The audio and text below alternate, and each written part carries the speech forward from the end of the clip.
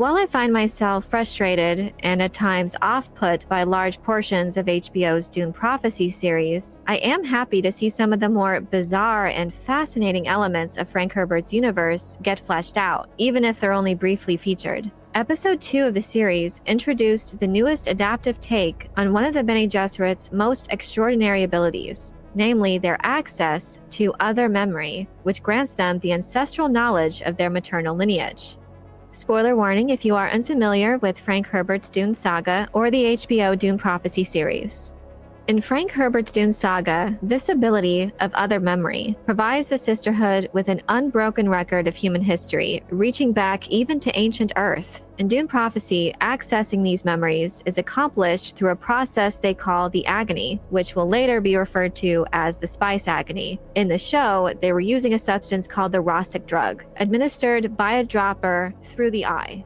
The Spice Agony ritual is very traumatic. It is a harrowing ceremony where an acolyte ingests this toxic substance and must chemically neutralize it within her body to survive.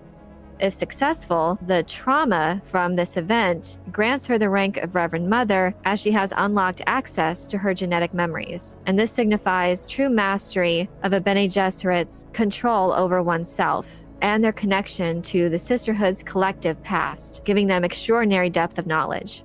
The process is highly dangerous and requires complete control over both mind and body. Failure results in death. This is why Tula Harkonnen was so hesitant for Lila, the acolyte, to undergo such a ritual.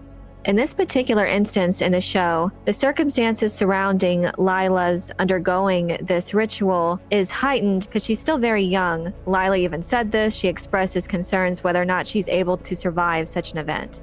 But due to the dangers to the Sisterhood at this time, it became imperative for the Sisterhood to access Lila's genetic heritage to learn more about the impending threat to their order.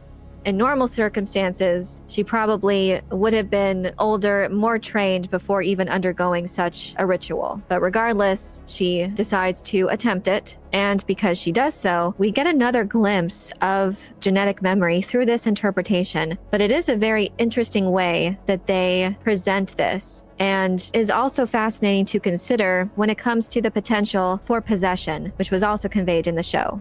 The process of being flooded with all of this ancestral knowledge can be very overwhelming, and an individual needs to have a firm grasp on their abilities and a very strong sense of self in order to not be overwhelmed by this event. In the show, when Lila is administered the poison, she is exhibiting very traumatic physical symptoms, and we see what's going on inside her mind. She is aware and has some sort of vision of a dark catacomb with many disembodied voices around her, and then these ghost-like figures are seen gradually getting closer till they are full-on swarming her. It's a very nightmarish event in how it's portrayed. And I like the fact that this ancestral knowledge is held within the personas of others, past ancestors, and these are represented by individuals. So it's a very cool way to portray in a visual manner what an individual is experiencing when they have this genetic memory unlocked.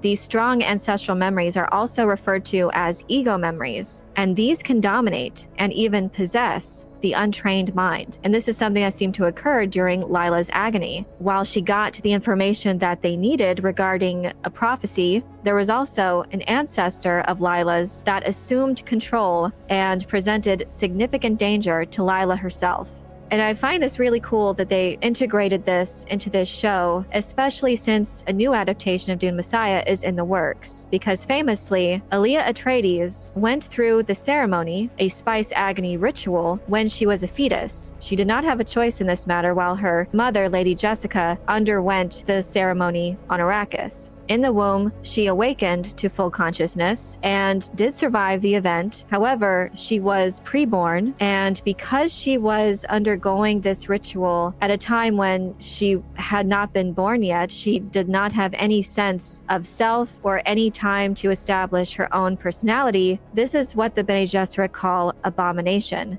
And before the story of Dune takes place, the Bene Gesserit know that this is a possibility that can result in a person not being strong enough to withstand all of these other ego memories. And there is a risk a person unprepared could become possessed by these ego memories. When the Bene Gesserit find such a person, the result is that they are sentenced to death, because this represents something that's out of their control. The Sisterhood, above all, needs control. Such control will enable them to control the universe. So any individuals who are deemed abomination represent chaos to the order, and thus are executed. When it comes to Aaliyah, the circumstances surrounding her birth made it to where she was safe from the Bene Gesserit's reach, and thus survived any possible attempt at execution. So we see through the course of Aaliyah Atreides' journey the dangers of abomination, of being possessed by these past ego memories.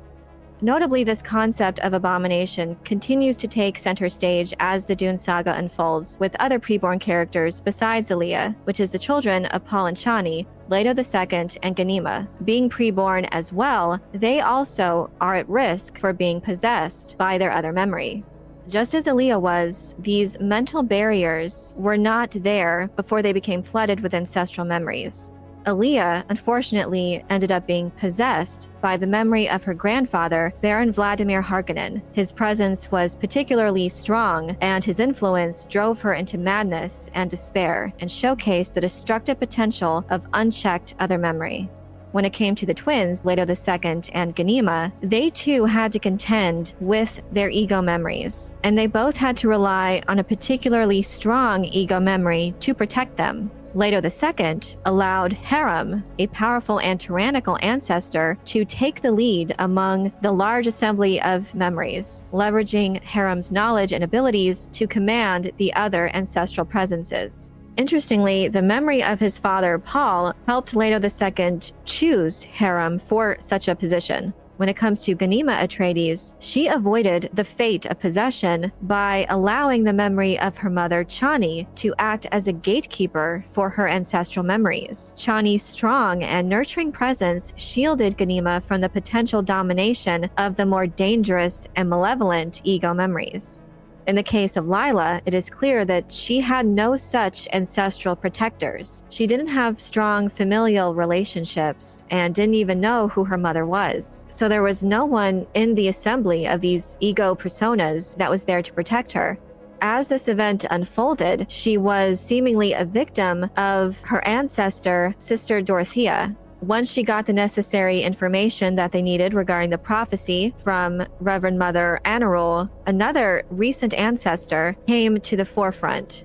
She assumed what was previously the form of the Reverend Mother Anarul and became very malevolent. She was killed by Valia Harkonnen, and that is a memory that is very fresh in her mind during this event. And she is seemingly taking revenge on Valia Harkonnen by taking away their hope that is in Lyla, her descendant. Any future hope that they could have regarding her vast ancestral knowledge will seemingly die with her. And that also seems in line with certain dominant presences that are steeped in malevolent agendas, taking revenge through an individual that is weak. Many times when other memory is depicted by these preborn individuals, it seems that the ego memories are fighting for control. It is a very feral environment, and everyone wants to come back through the person that has had this genetic memory unlocked. They want control, and the most dominant, in this case too, the most malevolent persona arises to take control and dominate over the rest because they have such a strong personality.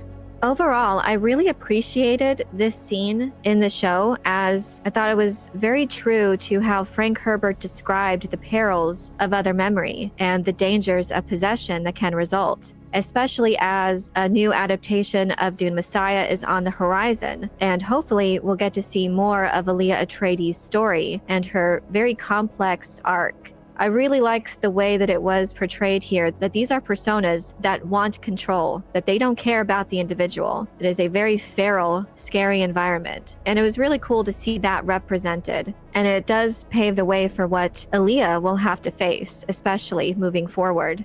And we did see in Denis Villeneuve's two-film adaptation in Dune Part 2, there was a very brief representation of this unlocking of the genetic memory. With Paul specifically, when he's undergoing this ritual, we see faces that is supposed to portray his genetic lineage. It's very controlled and orderly, very different than what's going on with Lila in Dune Prophecy. So I really like that distinction that something is wrong here, that this is not how it's supposed to go, that this is not where the Bene Gesserit expect this to go, but that is always the danger. And it is a danger that they try to prevent by making sure that any individual undergoing the ceremony has reached that level where they are at least in control of their base emotions and passed the Gom Jabbar test before they attempt such a dangerous ritual.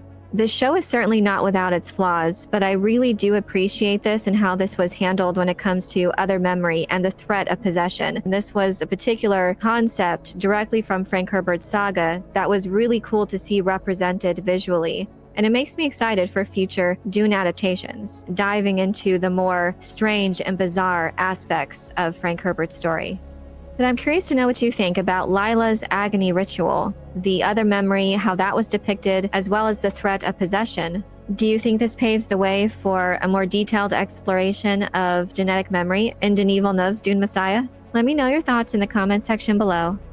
I hope you enjoyed this video. Leave a like if you did, and be sure to subscribe for more Dune and other sci-fi and fantasy news and lore. And if you're looking for other ways to show your appreciation, you can check out my Patreon page, where members get access to exclusive content and perks. Thank you all so much for your support. And as always, have a very nerdy day.